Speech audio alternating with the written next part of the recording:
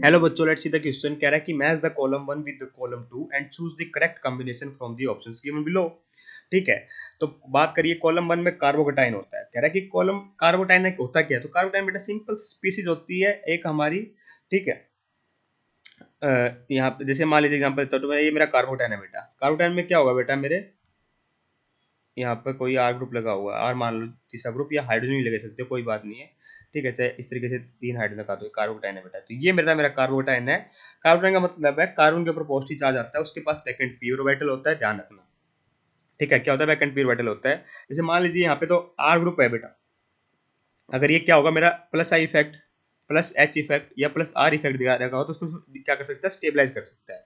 ठीक है, मतलब कार्बोटाइन क्या होता है बेटा, carbon species having positive charge on the carbon, और इसकी sp2 हाइब्रिडाइजेशन होती है बेटा। तो ए का क्या आएगा बेटा मेरा, ए का आएगा 2, ए का आएगा 2, तो एक ही ऑप्शन दे रखा है बेटा।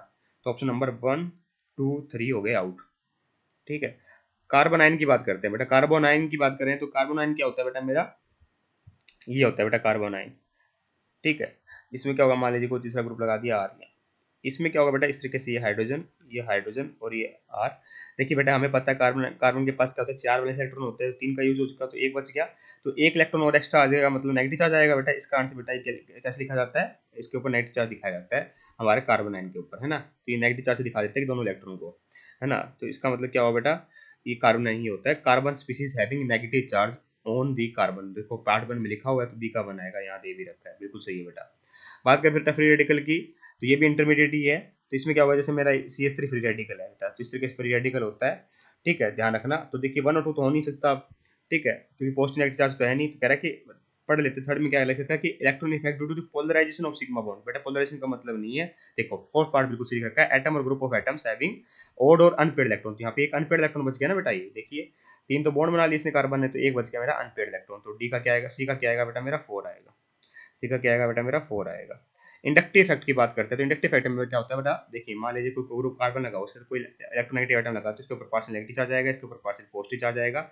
इससे जो नेक्स्ट आइटम होगा उसके ऊपर बेटा डबल, इस एक्चुअली में इनके बीच में क्या है बेटा, इलेक्ट्रोनेगेटिव डिफरेंस है, इस कारण से इनके बीच में भी बेटा पोलरिटी डेवलप होगी। कैसे, क्यों, क्योंकि इनके बीच इलेक्ट्रोनेगेटिव डिफरेंस है, तो बेटा इसके ऊपर पार्शियल पॉजिटिव चार्ज आया, यहाँ पे कोई और ग्रुप भी लगे होंगे। ठीक है, ध्यान रखना, कहीं सोच रहे हो कार्बन की बैलेंस ही पूरी नहीं करी। ठीक है, बस मैं दिखा नहीं रहा हूँ बेटा, मैं मान लो कोई 2 ग्रुप और लगे हुए, हाइड्रोजन लगे हुए मान लो। ठीक है, जो चीज समझने की वो देखिए।